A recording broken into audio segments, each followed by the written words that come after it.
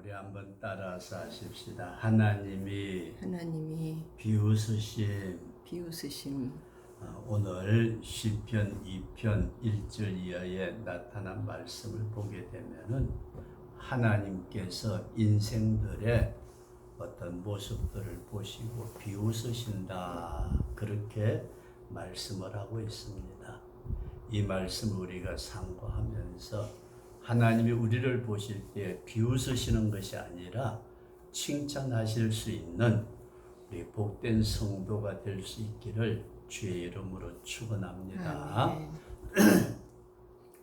병원에서 치료를 받으면서 18층 병실에서 아래를 내려다보니까 많은 차들이 다니는데 그 차들의 모습을 보면서 무슨 생각을 했느냐 하면은, 차 안에 앉아있는 운전수는 자기 앞에 있는, 자기 좌우에 있는, 자기 뒤에 있는 차들의 움직임을 바라보고 자기가 원하는 목적지를 향하여서 가고 있지만은, 위에서 한눈에 내려다 보니까 저 사람들이 참 보는 시야가 좁은 것 같다, 그런 생각을 가져본 적이 있습니다. 오늘 시편 2편에 나타난 말씀 보면은 성경은 우리에게 이런 말씀을 하고 있습니다. 세상에 군왕들이 나서며 관원들이 서로 꾀하여 여호와와 그 기름 받은 자를 대적하며 우리가 그 맨 것을 끊고 그 결박을 벗어버리자 하도다 하는 말씀이 있습니다. 우리가 흔히 이 세상에 많은 사람들이 사는 가운데 백가쟁명이라는 말이 있습니다. 많은 사람들, 100사람이면 100사람, 1000사람이면 1000사람 다 자기의 주장을 내세운다, 그런 말씀입니다. 자기 생각, 자기 주관, 자기 원하는 것, 자기 이익되는 것, 이것을 내세우는 것을 보시면서 하나님께서 그들을 보시고 비웃으시겠다, 그렇게 말씀을 하고 있습니다. 우리가 욥기서 16장 2절에 나타난 말씀을 보면 욥이 이런 말씀을 하고 있습니다.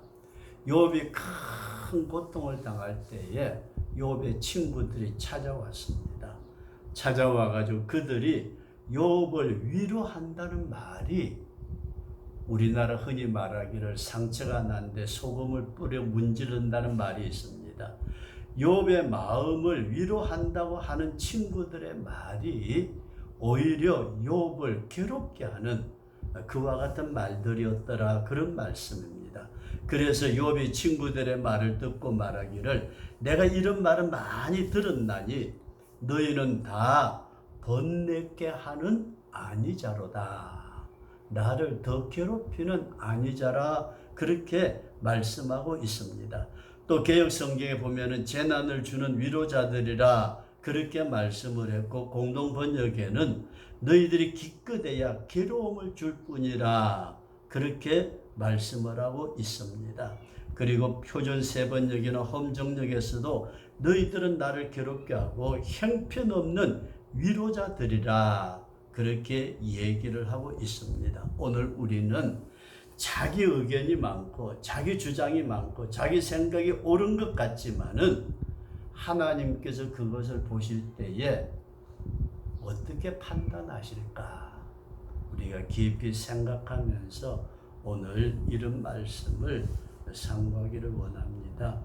우리 본문에 시편 2편 6절에 나타난 말씀 보면은 하나님께서 말씀하시기를, 내가 나의 왕을 내 거룩한 산 시온에 세웠다, 그렇게 말씀을 하고 있습니다. 하나님께서 왕을 세우셨다. 왕은 절대적인 주권을 가지고 왕의 뜻이 모든 백성에게 전달되어지기를 원하고, 백성들은 자기의 주관을 내세우는 것이 아니라 왕의 뜻에 순종하기를 원하신다, 그런 말씀입니다. 그래서 이 왕 대신 예수님께서는 철장으로 모든 것을 질그릇 깨뜨리듯 부수리라, 그렇게 말씀을 하고 있습니다.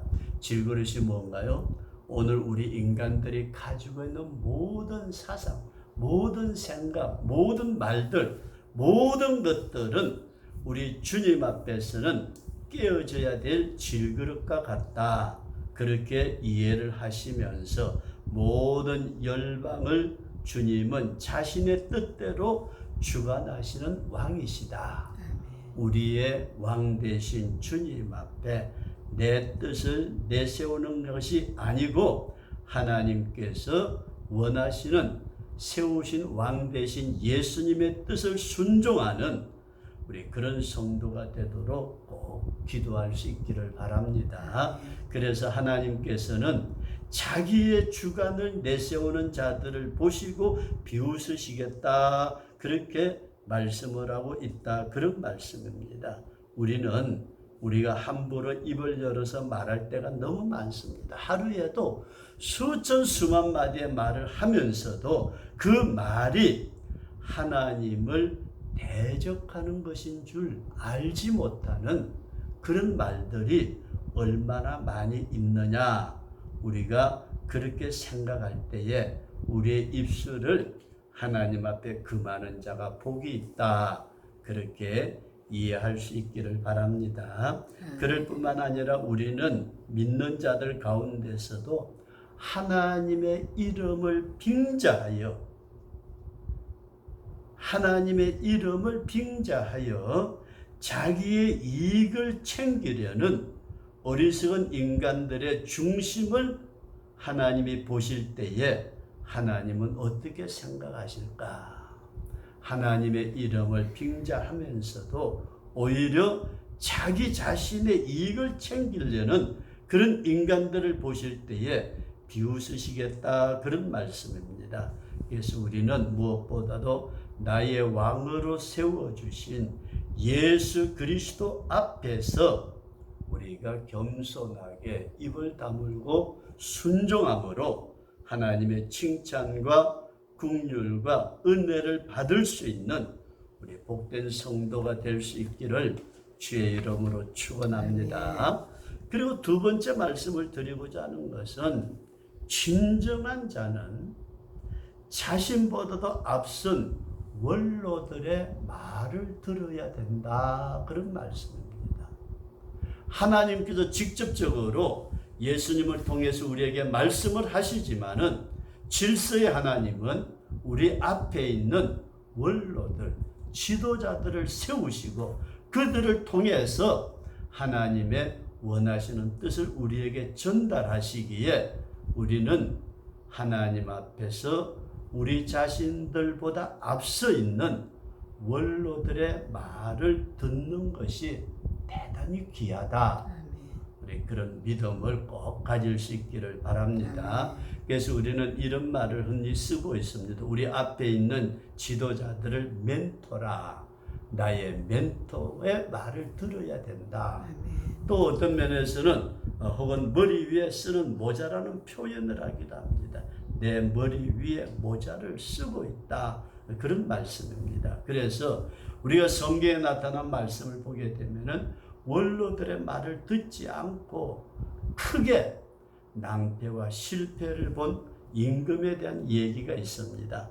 열왕기상 12장 1절 이하에 나타난 말씀 보면은 솔로몬 임금의 아들 르호보암이 솔로몬 임금이 죽고 난 뒤에 이스라엘 12지파가 모여가지고 세겜에서 르호보암을 왕으로 세우기를 원했습니다.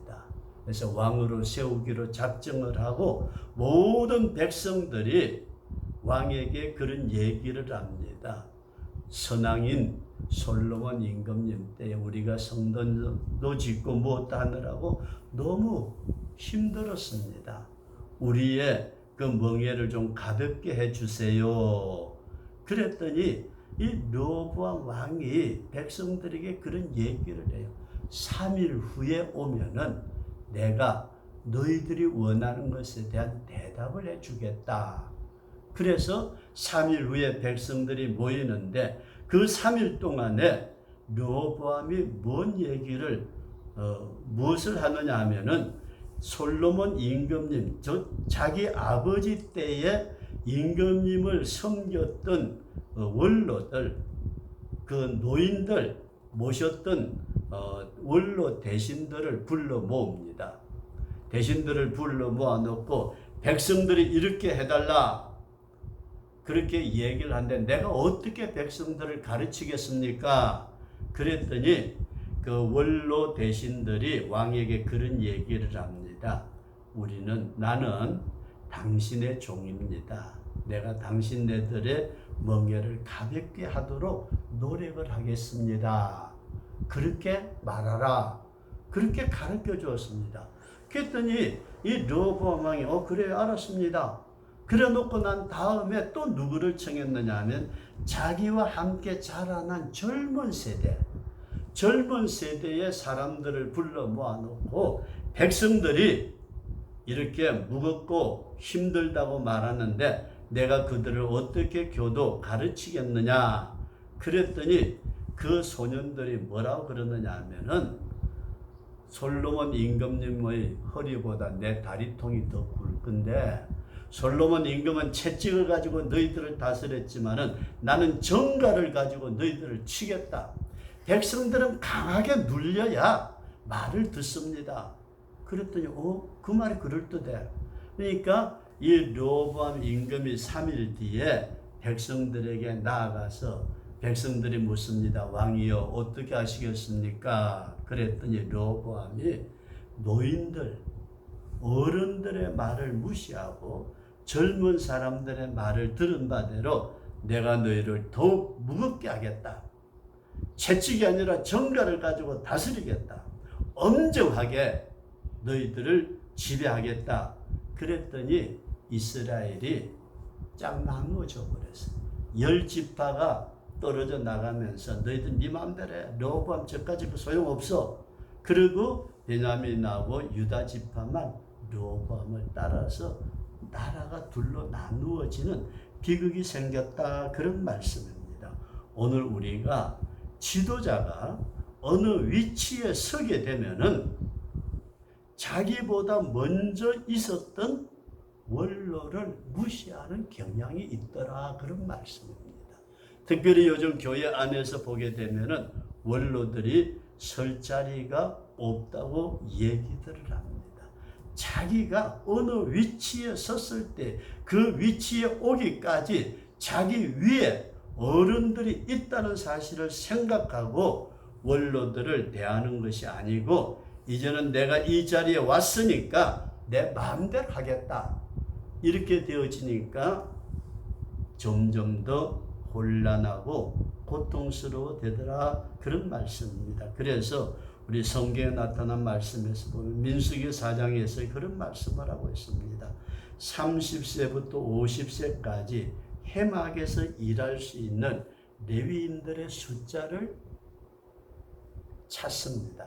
그리고 50세가 넘고 나면은 제사장의 직분에서 물러나가지고 해막에서 모시는 직무는 하지만은 후대에 오는 사람들을 가르치는 일은 하지만은 제사장의 직분을 일하지 않도록 그렇게 가르치고 있습니다. 하물며 오늘날 교회 안에서도 자신보다도 먼저 있는 원로들을 대접하고 말을 들을 수 있는 진정한 지도자라면은 그 사람의 앞길은 복될 것이고 하나님께서 축복해 주시지만은 그렇지 않을 때는 문제가 있겠다. 그런 말씀입니다. 그래서 마지막으로 한 가지 더 말씀을 드린다면은 노인이 없는 것은 비극입니다.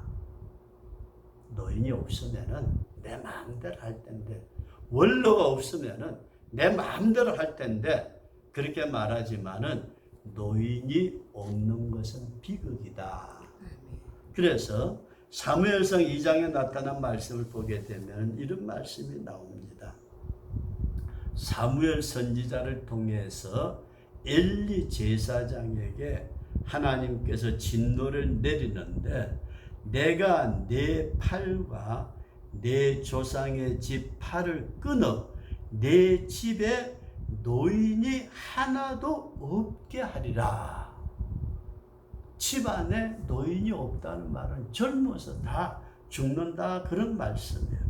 그리고 레위기 19장 32절에 나타난 말씀을 보게 되면은 너는 흰 머리 앞에 일어서고 노인의 얼굴을 공경하며 내 하나님을 경배하라.